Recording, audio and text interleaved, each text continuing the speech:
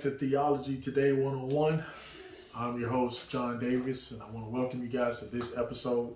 Don't forget, if you like the content, I want to encourage you to like and subscribe to the channel. Please do that. Share it out as well. Always like and subscribe. And also, if you could, you can hit the bell button to get notified when I upload new videos. And since the channel is just beginning, I'm going to try to upload every day. Don't hold me to it, but that's the whole goal, is to try to upload every day. So I want to jump right into today's topic. I said earlier, since the channel was just started, I'm trying to give a kind of a good overview of everything on why I believe theology is extremely important. And today I want to deal with the topic of knowing God. Knowing God. So I'm going to deal with it in two parts, because when we think about it from a theological standpoint, there are two ways upon which God has made himself known. And so today I'm going to look at the first way, which is known as God's universal revelation. Now, let me talk a little bit about that. God reveals himself to humanity in two distinct ways. Number one, you have general and universal revelation, and then you have what's known as special revelation. Well, today we're just going to deal with the general revelation on how God has chosen to reveal himself to man. Now, it's important that we understand that these two ways are the only way God has chosen to reveal himself. And the reason why this is important, because experience is not a means of knowing God. In other words, we don't come to know God through our experience. We come to know God by the means by which he himself has given us, upon which he has made himself known. I don't come to know God because of some experience I have. That's an extremely important understanding when it comes to Christianity, especially Christianity. I don't want to deal with false religions. I want to just deal specifically with Christianity. So God has chosen to reveal himself in these two ways. Now, remember, I told you on yesterday that because God is an infinite being, we cannot know him unless he reveals himself to us. We cannot know him on our own. We can't come to know him through some aha moment or some eureka moment. No, God has to choose to reveal himself, and guess what? He has chosen to do that in these two ways. So today, we're going to look at God's universal revelation of himself. Now, how does God universally or generally make himself known? It's through what's known as creation. It's through creation. Now, I want you to listen to a couple of scriptures. Psalms 19 verse 1 says, "The heavens declare the glory of God." The heavens declare the glory of God. It declares the works. The firmament declares the handiwork of God. In other words, the heavens. And when we talk about the heavens, we're talking about creation there. In that Hebraic sense, it's talking about the universe. It's talking about creation, if you will. It declares to us the glory of God. Listen to Romans chapter 1 verse 20. "For his invisible attributes, namely his eternal power and divine nature, have been clearly perceived ever since the creation of the world in the things that have been made, so that they are without excuse." In theology, that's known as natural revelation, or natural theology, you see. And so when we look at this, we say, how does the heavens, how does creation testify to the existence of God? Because through the sense of cause and effect. If you have something, there's a cause for it. If there is, like if a car is moving, there's a reason for it moving. It doesn't just move on its own. There's some type of force exerting on it. Even you say, well, what if it's parked on a hill? Well, there's a force of it. It's gravity. It's moving the car. And so when we look at that, because we see creation, because we see the sun, we see the cosmos, we see the order of creation, we know that this was not something random. This was not something. This is not evolution. This is not some random Big Bang. This is there's an actual cause of it. And that's how creation itself begins to reveal God to us. And notice what it says in Romans 1:20, "For his invisible attributes, namely his eternal power." Well, we can see the power of God in creation when we just look at the sun. When you look at all of these different stars that they found, Betelgeuse, Sirius, You look at Regal, all of these massive stars that they found in our creation, and the immensity of it, the weight of it, the power of these things. It clearly testifies that there is a even more powerful being to create these things. Also, creation itself testifies of the divine nature of God.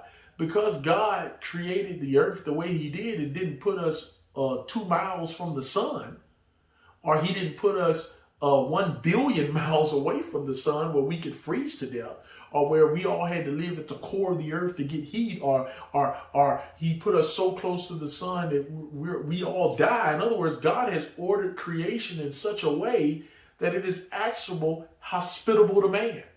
It's actual compatible to us to where we can actually live in it. Think about all the things that man enjoys. And I'm not talking about people who just enjoy God. There are many things that all of humankind enjoys. We enjoy a beautiful sunset. We enjoy a nice breeze. We enjoy all the wonderful things that God has given us in creation that testifies of his nature, that he's a good God. He's not a capricious God. He's not an evil God. He's not a vindictive God. Because why? Creation testifies of these things. God's general revelation of himself is for the sole purpose of testifying to his eternal existence. In other words, creation testifies of God's eternal existence. This is why one of the main ploys of Satan, especially during the periods of the Enlightenment, also going into the 1800s when evolution was really starting to gain its ground through Charles Darwin, to Darwinism, and all these different things began to kind of take root in our society.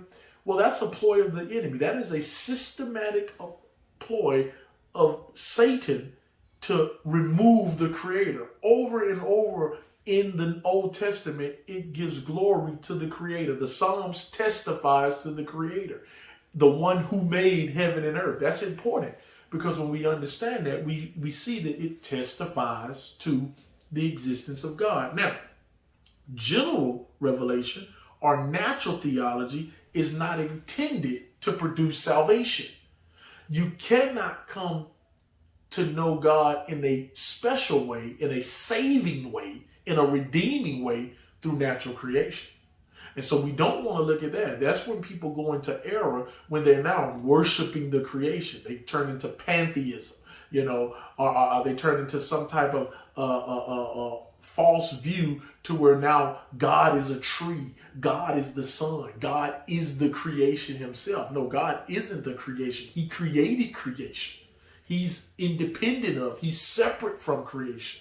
And so it's important that we get that. So when we understand general revelation, there's some implications. There are 3 main implications of this. Number 1, general revelation helps to explain fallen mankind's obsession with religion.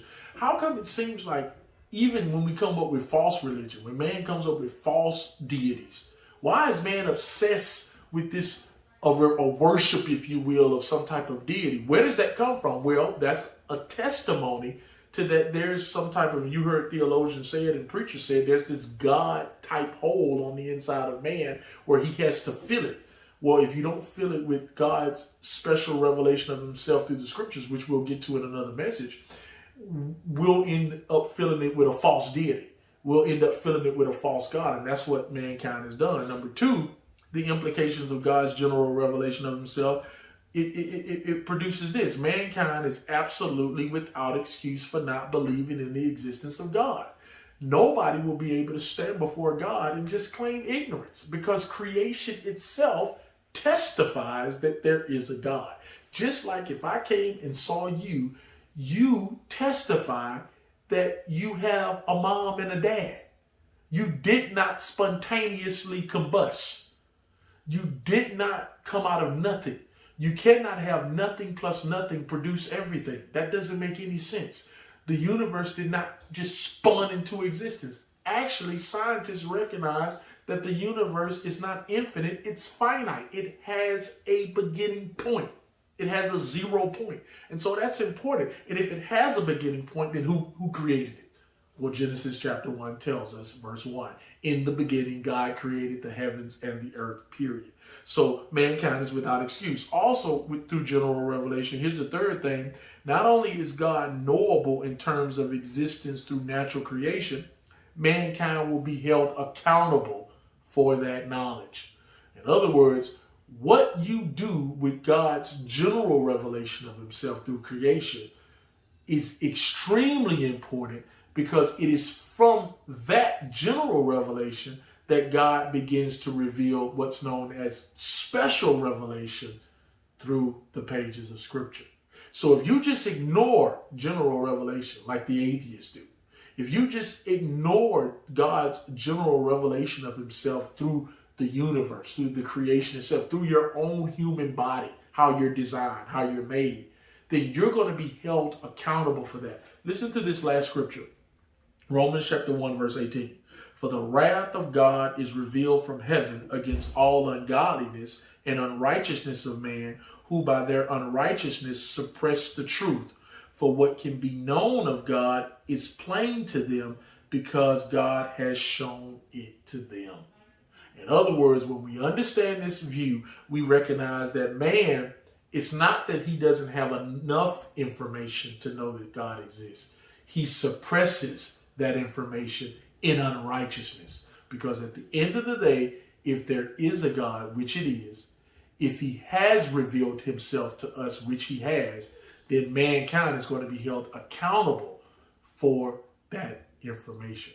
Now, that's just the beginning. And this is important that we follow this track, because the next video we're going to talk about is God's special revelation of himself. So remember, when we talk about knowing God, God has chosen to reveal himself to us in two main ways. The first way is what we talked about today, general revelation. The second way is what we'll talk about on the next video, God's special revelation, which is through the pages of Scripture. So I hope you enjoyed this video. I hope it was made plain to you. Also, remember, if you did enjoy it, like it.